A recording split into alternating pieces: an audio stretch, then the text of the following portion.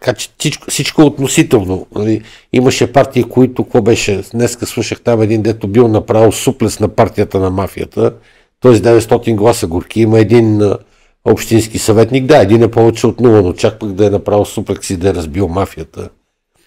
Цирка, който беше с двете луксозни лимузини и там тия, дето бяха уж купувачи на гласове, пък не бях купувачи на гласове. Много смешен, защото нали, не знам дали видяхте там блогъри се представиха като чуждестранни медии. Да, действително те са немско говорящи. Аз тогава съм чуждестранна медия. Тук сме 1, 2, 3, 4 чуждестранни медии.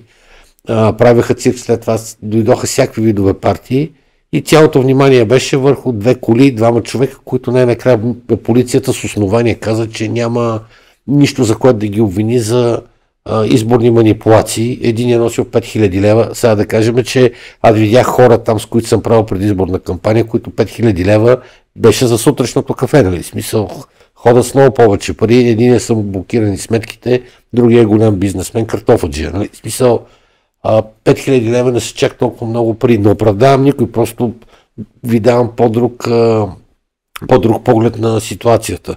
И когато всичките медии са там, каквото имаше да се напазарува още останало, то се напазарува. Но пак ви казвам, в деня на изборите се следи за строга отчетност, т.е. дали човека, който е по ангажимент да ви докара еди колко си гласове, ще го направи.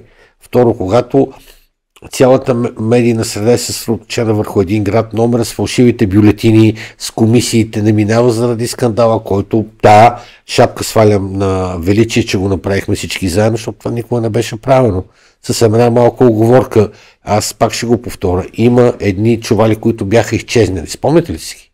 Така, те са намерени и продължават 4-ти месец да седат в прокуратурата, 6 или 9 чувала са. И аз ви гарантирам, че ако се отворят и се проброят, може би една партия ще изпадне от парламент. А защо депутата Дитко не го прави, на мен не ми е ясно. И сега си представете, пускат двама младежи, като пушечно месо. Не знаете как се прави лов на тигър. Слагаш козата и пускаш тигъра. Да се разхождат там, събират се всичките. ПП-тата, какво се сетите, гениалния репортер Найо Тицин. Нали, и всичките около тях и в същото време ти, каквото трябва да направиш, си го направи. Има и тази гледна точка. Не казвам, че култови депутати от близкото минало видяха там други хора от други села, които са известни герои на репортажи, за купуване на гласове не бяха там, но те не са за да купуват деня на изборите, те са за да следят някой да не се обърка.